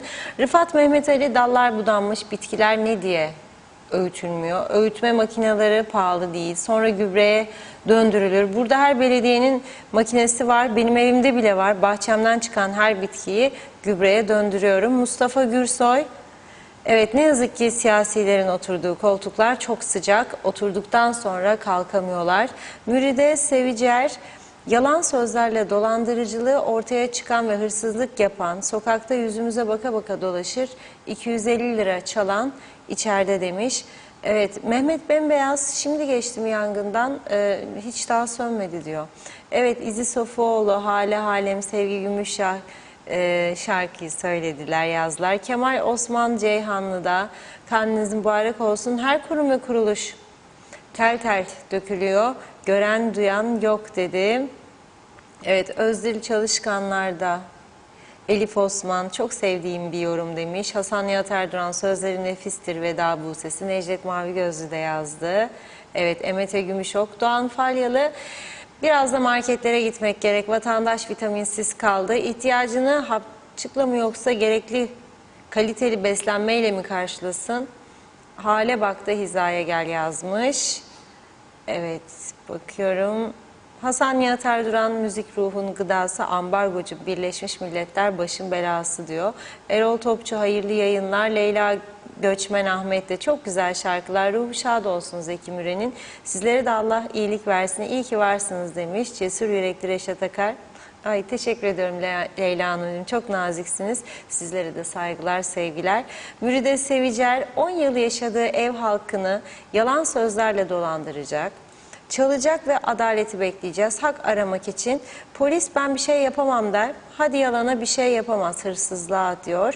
Hasan Nihat Erduran, belki hepsi patlar da Interconnect bir an önce gerçekleşir ve güneş enerjisine geçebiliriz. Güneşten para kazanıp kansere, son organik ürünlere hoş geldin deriz. Necdet Mavi Gözlü, Teknecik Elektrik Santrali'nin İsmini Tekleme Elektrik Santrali olarak değiştirmelerini öneriyorum. Hep tekliyor ya. Belki ismi değişince artık utanır, teklemez. Benden bugünlük bu kadar demiş. Pazartesi görüşürüz. Evet, Hasan Nihat Erduran, 1500 metreden derine kablo seremezler. Yunan tarafı derin diyor. Siemens'in Türkiye'de fabrikaları var. Trafo vesaire imal eder dedi. Doğan Falyalı, herkes kendi hesabına çalışır. Gece gündüz hesap makinesinde zamanını harcar. Boşuna mı charter diyor, üniversitesini bitirdiler. Halbuki 1 santimin kaç milimetre olduğunu bilemezler. Soner Sabriler'de ben yürüme engelliyim ve 14 çeşit hap, ilaç ve de günde ağrılarım için 35-40 miligram morfin kullanıyorum. Emekli oldum, burada Kıbrıslıyım. Kıbrıs'a kesin dönüş yapmayı düşünürüm. Ancak Kıbrıs'ın hali ortada. Güney'e yerleşsem bence daha uygun. Çünkü orada hükümet var, kanun var. Londra'dan sevgiler, saygılar dedi. Vahit Erdoğan, merhaba demiş. Lütfen saatlerle oynamasınlar, zamanı ileri alsınlar. 8 yerine 9'da işe gitsinler, saatleri rahat bıraksınlar diyor. Evet, Hasan Nihat Erduran, neden üniversite, turizm, ticaret, hava yolları mı yoktur? Her şeyi devletten mi beklerler acaba demiş. Son olarak da Yine Vahit Erdoğan diyor ki buradan sesleniyorum, siz de seslenin, saatlerle oynamasınlar lütfen diyor. Hasan Nihat Erduran da bizlere iyi akşamlar dedi. BM'nin hayalet ambargoluları diyor. Evet, çok teşekkür ediyoruz. Reşat Bey, sözü size bırakıyorum. Buyurun. Evet, şimdi programın tabii son bölümüne geldik. No comment bölümü. Tertemiz, pırıl pırıl Kuzey Kıbrıs Türk Cumhuriyeti'nden bazı görüntüler o ekrana getireceğiz. Lefkoşa Girne değil, güzel yurt, Yeşilırmak yolunu. Bu fotoğrafları kaydedip bize getirip teslim eden izleyicimize çok çok teşekkür ediyorum. İzleyelim birlikte onları. Bakınız, memleketin her tarafı ne halde. Trafik ikaz işaretleri, bakın nerede, nerelerde kalmış. Hemen tabellanın altına bakın, kırık, korkuluklar.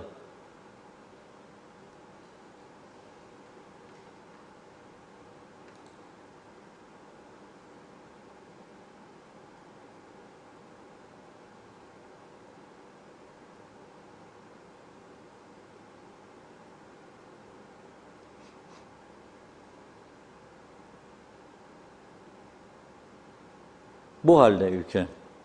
Tabii dört duvar arasında görev yaparsanız ve çıkıp memleketi dolaşacak ekipleriniz yoksa, bunları düzeltecek ekipleriniz yoksa, bunlar için kaynak ayıramıyorsanız size sorun var demektir. Bugün eğer her 100 aracın 35-40 tanesi ruhsatsız, kayıtsız, sigortasız geziyorsa ve siz bunu tespit edemiyorsanız, onlardan alınması gereken vergileri alamıyorsanız tabii ki bunları düzeltemezsiniz.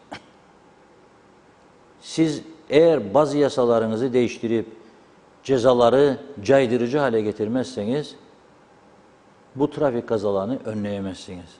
Gittikçe daha tehlikeli boyutlara ulaşır. O yüzden söylüyorum, devletin her gelirinin nereye harcanacağının planlaması yapılması lazım. Bugüne kadar yapılmadı. Devlet bütün gelen gelirleri, telefondan gelen gelirleri alıyor, maaş ödüyor. Araç kayıtlarından gelen gelirleri alıyor, maaş ödüyor. Yol, sokak tamiratları yok. Karayolları Dairesi adı var, kendi yok. Biliyorlar, gülüyorlar. Kendi kendilerine gülüyorlar. Ama yapamayız diyorlar.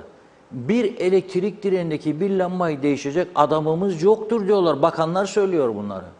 Ben söylemiyorum. Yoksa diyorum ben de vurun kilidi. Ne yapacak o kadar adamı? Başka yere göndereceksiniz. Hizmet içi eğitim gönderin muhaciret memuru. Ama yasalar el vermezmiş. Değiştirin yasaları. Ve bu şekilde birbirimizi koruya aldada düzeltemezdik bu sorunları. Nitekim düzeltemiyoruz da. Onun için başka birileri gelip bizim adımıza düzeltecek. Başka bir çaresi yoktur bu işin. Ben göremiyorum yani. Öyle bir çare göremiyorum. Çünkü halkın büyük bir kısmında alıştırdılar bu düzene. Yani şimdi bunu düzeltelim desem kaç kişi bulacak arkamızda? Çoğu kaçacak, kaybolacak. Aman aman diyecek. Bize de dokunuyor, bunun ucu diyecek. Yapmazlar. O yüzden de öyle. Bugünlük bu kadar. İnşallah pazartesi birlikte olacağız. İnşallah maşallah bu gece dualar kabul olurmuş. Dua edin çünkü meteoroloji diyor ki yarın ve pazar günü sağanak yağış varmış. Ama 3 gün önce de söyledi bize, dün var bugün var, olmadı. Ama bugün tekrar açıklama yaptılar. Cumartesi, pazar sağanak yağış varmış. İnşallah yağar diyorum da bu Güngör çöplüğü, Çatalköy çöplüğü falan oralardaki yangınlar söndürülür. Birkaç gün dinlenelim de gene. Evet. Evet, çok teşekkür ediyoruz değerli yorumlarınız için ve sevgili izleyenlerimiz, programımızı burada noktalıyoruz. Ben de kandiliniz mübarek olsun diliyorum. Yeniden görüşünceye dek hoşça kalın.